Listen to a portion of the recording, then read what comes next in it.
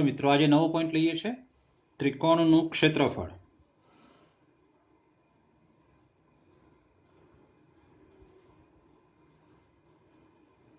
ત્રિકોણનું ક્ષેત્રફળ.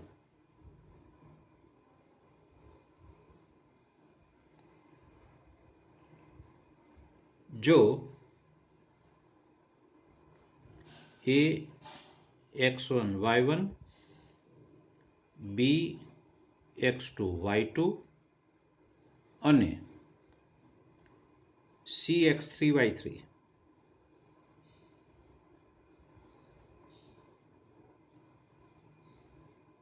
એ ત્રિકોણના શિરોબિંદુઓ હોય તો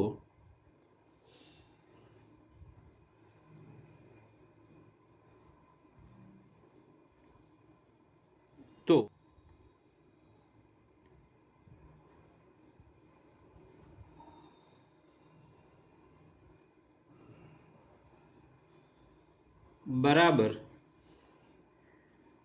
યાદ કરીએ સૂત્ર. આપણે સૂત્ર શું હતું તે 1/2 માનાંકમાં x1 એની સાથે ગુણાકારમાં y2 minus y3 plus x2 એની સાથે y3 માઇનસ y1 અને પ્લસ x3 તો y1 માઇનસ y2 અને માનાંક પૂરો. આ રીતે ત્રિકોણનું ક્ષેત્રફળ હતું. ઓકે, આપણે એને નવું સ્વરૂપ આપીએ છીએ. હવે હું શું કરું છું, અહીંયા માઇનસ કરું છું, એટલે is equal to 1/2 માનાંકમાં x1 y2 minus y3 minus આ માઇનસ આપું એટલે આ ચિહ્ન બદલી જશે, અંદર x2 y1 માઇનસ y3 થઈ જશે plus x3 y1 minus y2. જો ઇઝ ઇક્વલ ટુ શું લખાશે તે બરાબર 1/2. અને આને હું નિશ્ચાયક સ્વરૂપમાં લખું છું. તો નિશ્ચાયકમાં અને હું સ્તંભથી વિસ્તરણ કર્યું હોય એ રીતે લખું છું. મતલબ પહેલો સ્તંભ x1 x2 અને x3 x1 x2 ને x3 પહેલો સ્તંભ લખું છું. લખી શકાય, ખબર છે આપણને સ્તંભથી પણ વિસ્તરણ થાય છે. અને હા, આ માઇનસ હોવો જોઈએ, બીજો ઘટક છે માઇનસ, બરાબર છે. પછી જો અહીંયા શું આવશે, y1 y2 અને y3 અને સાથે આ 1 1 1. ચલો ઉલટું વિસ્તરણ કરો તો ખ્યાલ આવશે.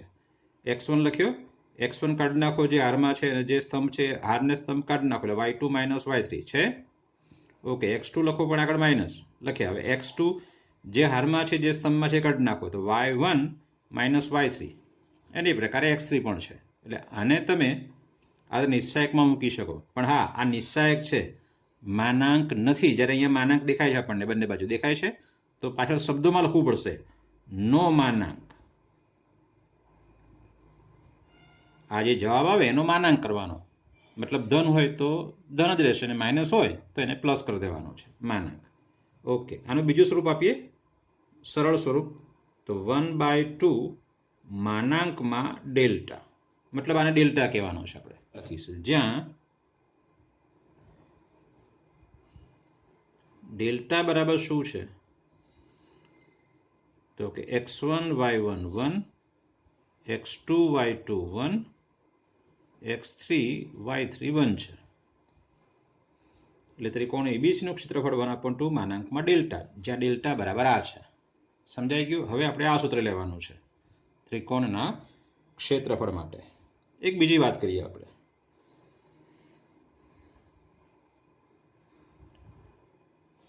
જો a b અને c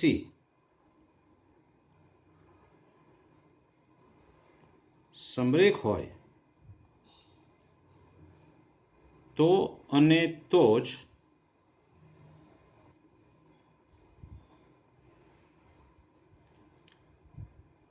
કેમ? કારણ કે જો એબીસી સમરેખ હશે તો ત્રિકોણ એબીસી નું ક્ષેત્રફળ શૂન્ય થવાનું ને. ત્રણે એક જ રેખામાં આવશે બિંદુઓ, તો ત્રિકોણ રચાશે જ નહીં. મતલબ એનું ક્ષેત્રફળ 0 થાય. અને જો આ ડેલ્ટા બરાબર 0 હોય તો ત્રિકોણ એબીસીનું ક્ષેત્રફળ 0 આવશે. અને મતલબ એ ત્રણેય કેવા છે? સમરેખ. એટલે સમરેખ હોય તો ક્ષેત્રફળ 0, અને ક્ષેત્રફળ 0 હોય તો ત્રણેય બિંદુઓ સમરેખ છે. મતલબ સમરેખ હોવાની શરત આપણી પાસે આવશે. એટલે માટે એ x1 y1 બી x2 y2 અને સી x3 y3 સમરેખ હોય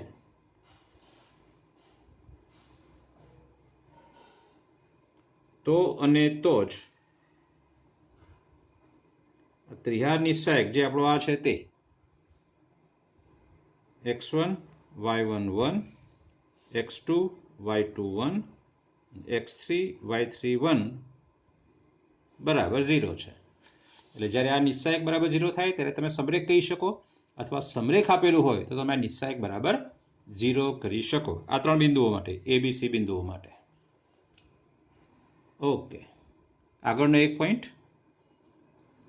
રેખાનું સમીકરણ.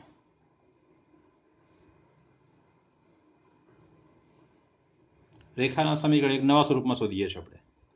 ધારો કે એ x1 y1 અને બી x2 y2 છે, તથા pxy એ રેખા AB પરનું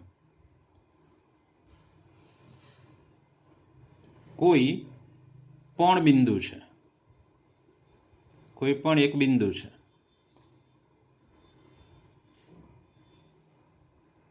તો માટે શું થશે અહીંયા કે પી એ અને બી સમરેખ છે. બરાબર ને? પી એ રેખા એબી પરનું કોઈ બિંદુ હોય તો ત્રણેય બિંદુ એક જ રેખામાં આવશે. અને સમરેખ છે તો આ સમરેખ હોવાની આ શરત અહીંયા જે આપી છે તે આપણે. એટલે માટે નિશ્ચાયકમાં ત્રણેય બિંદુનું નિશ્ચાયક બરાબર 0 થશે. પી એમ શું છે? xy1 xy છે, પાછળ બંધો મૂકવાનો જ છે. એના એમ x1 y1 1 અને બીના એમ x2 y2 1 બરાબર 0 થાય. રેખા એટલે શું? બિંદુઓનો ગણ. મતલબ રેખાનું સમીકરણ એટલે શું? બિંદુગણનું સમીકરણ. હવે કેવા બિંદુગણનું સમીકરણ? તો રેખામાં એક બિંદુ આપણે pxy લેવાનું અને એની શરતને આધારે કોઈક સમીકરણ મેળવો. એ હંમેશા એ બિંદુગણનું એટલે કે રેખાનું સમીકરણ થાય. તો રેખાનું સમીકરણ છે જે રેખા એબીનું સમીકરણ છે. એટલે હવે જ્યારે આપણે રેખા એબીનું સમીકરણ શોધવાનું થાય ત્યારે આપણે આ લખીશું. હવે સરળ સ્વરૂપ. આમાં એક્સ વાય એ રેખા પરનું કોઈ પણ બિંદુ છે. આ બે નિશ્ચિત બિંદુ છે, x1 y1 અને x2 y2 એ બંને નિશ્ચિત બિંદુ છે. જ્યારે અહીંયા સમરેખમાં ત્રણેય નિશ્ચિત બિંદુઓ છે, એટલે આ રેખાનું સમીકરણ ના કહેવાય.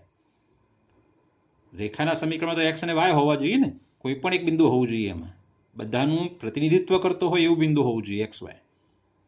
દરેક વક્રમાં કોઈ પણ બિંદુગણનું સમીકરણ શોધો, એ પછી વર્તુળ હોય, પરવલય હોય, ઉપવલય હોય, આગળ ભણીશું આપણે.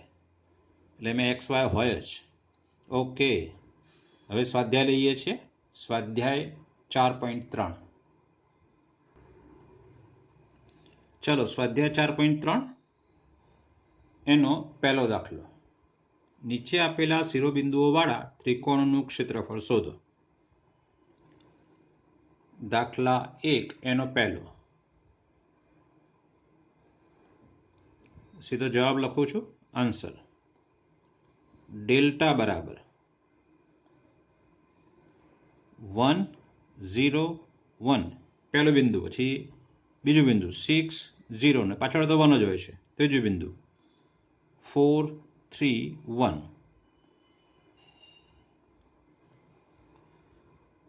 ઇઝ ઇક્વલ ટુ, આ બે 0 છે એટલે આનાથી આપણે ઉકેલ નાખીએ ત્રીજી હારથી. અને હા, આ જે ચોરસ બને છે એ માઇનસ હોય છે, આ બધા માઇનસ, એટલે 3થી તમે ઉકેલો એટલે -3 આવશે. એની સાથે આના પર ચોકડી મારી દો એટલે 1 - 6 એટલે બરાબર આવશે -6 + 1 એટલે -5 ને 5 3 15 +15 આવશે. ચલો હવે ત્રિકોણનું ક્ષેત્રફળ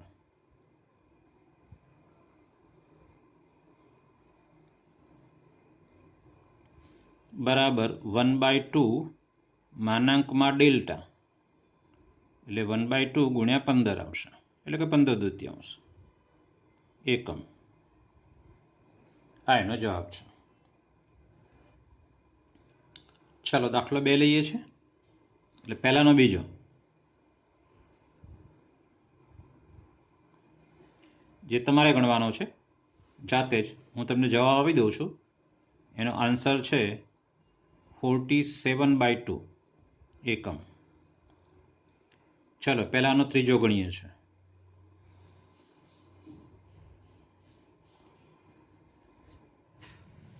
ધારો કે આ ત્રણેય નામ આપી દઈએ છીએ આપણે. A -2 - 3, B 3 2, C -1 - 8 છે. અહીં ડેલ્ટા બરાબર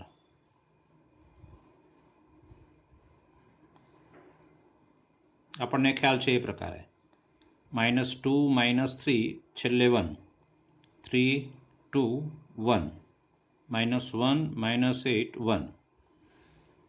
ચલો આને ઉકેલી દઈએ છીએ. -2 સાથે 2 -+8 -+3 થશે. ચોકડી મારવાના ઉપર 3 -1 એટલે +1 થશે. ચલો +1 સાથે 1 ઉપર ચોકડી મારો 8 × 3 = 24 એટલે -24 -+2 ઇઝ ઇક્વલ ટુ 8 ને 2 10, 10 × 2 = 20 એટલે -20, 3 ને 1 4, 4 × 3 = 12, -24 + 2 એટલે -22 ગુણ્યા 1 એટલે -22 છે ઇઝ ઇક્વલ ટુ 20 ને 22 -42, એમાંથી 12 જશે એટલે -30. ચલો હવે ત્રિકોણ ABCનું ક્ષેત્રફળ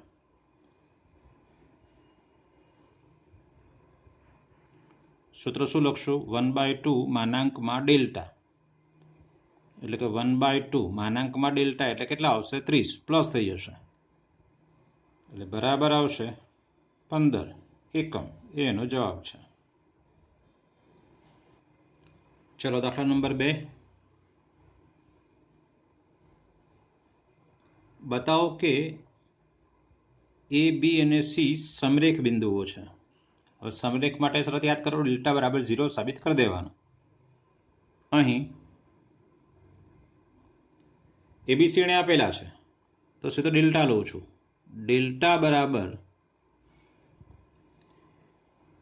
એના એમ લખું A B + C સાથે પાછળ તો 1 લખવાનો જ છે, પછી આ B C + A 1 અને ત્રીજું બિંદુ C A + B અને સાથે 1. આપણે ડેલ્ટા શોધીએ, જો બરાબર 0 થાય તો સમરેખ છે. ચલો ઇઝ ઇક્વલ ટુ આને હું આમાં ઉમેરી દઉં છું અથવા આને આમાં ઉમેરી દઉં. ચલો આ સ્તંભ એનો એ જ, તો અહીંયા A + B + C, A + B + C, A + B + C 1 1 1. શું કર્યું આપણે? તો C2 માં ક્રિયા કરી છે, C2 + C1. ઓકે, આમાંથી હવે ABC સામાન્ય લઈ લો, અને સામાન્ય ન લેવાય તો ગુણોત્તર, આ બંનેનો ગુણોત્તર સરખો છે એટલે તમે આને 0 મૂકી શકો ડાયરેક્ટ, સામાન્ય કાઢી લઈએ છીએ, કશો વાંધો નહીં. અહીંયા 1 1 1, આ પણ 1 1 1. જો આ બંને સ્તંભ સમાન છે એટલે બરાબર શું આવશે? 0. કારણ C2 બરાબર C3 એટલે માટે ડેલ્ટા બરાબર 0 આવે એટલે માટે A, B અને C સમરેખ છે.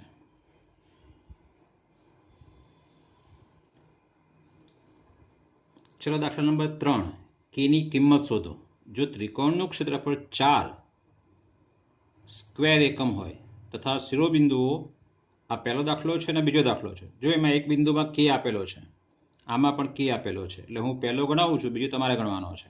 ઓકે, ત્રિકોણનું ક્ષેત્રફળ 4 એકમ આપણને આપી દીધું છે, એ મહત્વનું છે. ઓકે, પહેલા હું ડેલ્ટા શોધીશ.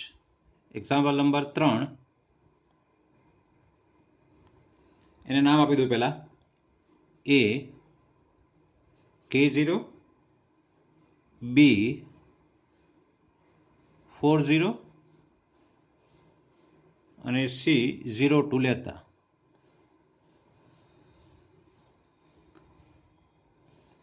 ડેલ્ટા બરાબર K01 401 અને 0 2 અને 1 આ ડેલ્ટા છે. ચલો ઉકેલ નાખીએ. બીજા સ્તંભથી ઉકેલીએ એટલે 2 પણ માઇનસ, આના પર ચોકડી મારી દો એટલે K -4 આવું થયું. બરાબર છે. ઓકે, જો જરા હવે શું લખીએ છીએ તે. હવે ત્રિકોણ ABC નું ક્ષેત્રફળ બરાબર એને આપેલું છે આપણને 4 એકમ, અને આનું સૂત્ર શું? તો 1/2 મોડ ડેલ્ટા બરાબર 4. બેને આ બાદ લઈ લો. ધેરફોર મોડ ડેલ્ટા એટલે -2 K -4 બરાબર 8. ચલો 2 વડે ભાગ ચાલશે અહીંયા, એટલે માનાંકમાં K -4 બરાબર 4. ચલો આનું છૂટું પાડો. હવે 2 વિકલ્પ કરવા પડશે.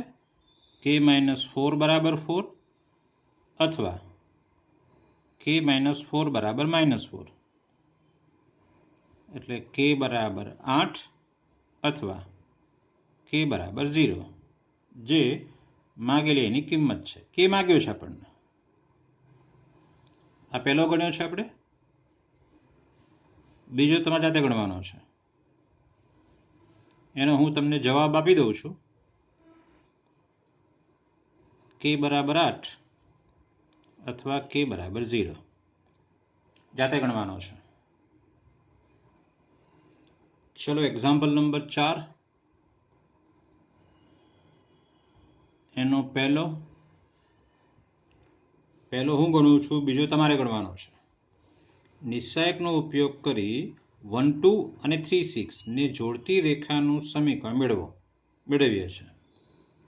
પહેલા આપણે બિંદુને નામ આપી દેવાના. A 1 2 B 3 6 લેતા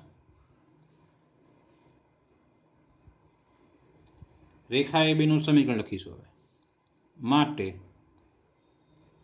રેખા AB નું સમીકરણ આપણને ખ્યાલ છે એ પ્રકારે. નિશ્ચાયકમાં બરાબર 0 યાદ હોય તો. હા, એમાં પહેલું લખીએ છીએ x, y અને 1, પછી એનાયામ 1 2 0 અને પછી બિનાયામ 3 6 0 નહીં 1, અને અહીંયા પણ 1 3 6 1 1 2 1 અને 3 6 1 લખી દઈએ છીએ. ઓકે, હવે આનો ઉકેલ નાખીએ, જે રેખાનું સમીકરણ છે. તો x સાથે શું આવશે? 2 - 6 માઇનસ y સાથે 1 - 3 અને +1 સાથે 6 - 6 બરાબર 0. એટલે ધેરફોર 2 - 6 એટલે -4x, 1 - 3 એટલે -2 ગુણ્યા -y એટલે +2y અને વત્તા 0. ચલો માઇનસ વડે ગુણીએ છીએ અને 2 વડે ભાગીએ પણ છે સાથે સાથે, એટલે શું મળશે આપણને? 2x - y બરાબર 0. આ રેખા એબીનું સમીકરણ છે. ચલો પ્રશ્ન 2 તમારે જાતે ગણવાનો છે.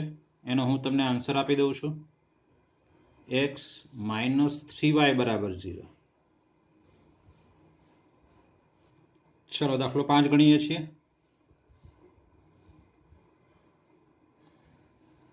ત્રણ બિંદુ આપેલા છે. ત્રણ શિરોબિંદુ વાળા ત્રિકોણનું ક્ષેત્રફળ 35 સ્ક્વેર એકમ હોય તો k ની કિંમત શોધો. દાખલા 3 જેવો છે. ધારો કે પહેલા ત્રણેય બિંદુના નામ આપી દઈએ. a 2 - 6, b 5 4, c k 4. અહીં ડેલ્ટા શોધીએ છીએ. આ ત્રણેય બિંદુને કોઈ પણ સ્વરૂપમાં મૂકી શકાય, મતલબ આગળ પાછળ મૂકી શકાય. તો પહેલા હું k4 લઉં છું. k4 1, પછી આ 5 4 1 અને છેલ્લે આ 2 - 6 1. કેમ ઉલટા સુલટી મૂકી શકાય? કારણ કે પછી તો માનાંકમાં ડેલ્ટા જ થવાનો છે ને ભાઈ. બે હારની અદલા બદલી કરો તો પ્લસનું માઇનસ ને માઇનસ પ્લસ થાય, પણ છેલ્લે તો માનાંક મૂકવાનો છે. ત્રિકોણનું ક્ષેત્રફળ યાદ કરો, 1/2 માનાંકમાં ડેલ્ટા. ચલો ઇઝ ઇક્વલ ટુ k ની સાથે 4 - +6, -4 ની સાથે આના પર ચોકડી મારો 5 - 2, અને છેલ્લે +1 ની સાથે 6 5 30 એટલે -30 અને 4 2 8 -8 ઇઝ ઇક્વલ ટુ 6 4 10 k, 5 - 2 એટલે 3, 4 તરી 12 -12 -38 -50 38 ને 12. ચલો હવે આપણને જે આપેલું છે તે શું કહ્યું છે કે ત્રિકોણ એબીસીનું ક્ષેત્રફળ બરાબર કેટલા છે? 35 અને માટે 1/2 માનાંકમાં ડેલ્ટા બરાબર 35, એટલે કે 1/2 માનાંકમાં ડેલ્ટા એટલે 10k - 50 બરાબર 35. થોડા છેદ ઉડાડીએ. પહેલાં તો 2 બાર કાઢી એટલે 2 ઉડી જશે, એટલે અહીંયા વધશે 5k - 25 બરાબર 35. આ 5 છે, 2 વડે ભાગ્યા છે ટૂંકમાં. આ 2 છે એટલે હજુ બધાને 5 વડે ભાગી શકાશે. એટલે માનાંકમાં k - 5 બરાબર 7 × 5 = 35, એટલે 7 આવશે. એટલે k - 5 બરાબર 7 અથવા k - 5 બરાબર -7. 5 આ બાજુ એટલે k બરાબર 7 ને 5 12 અથવા k બરાબર -2. ચલો 12 અને -2 કયો જવાબ છે? ડી.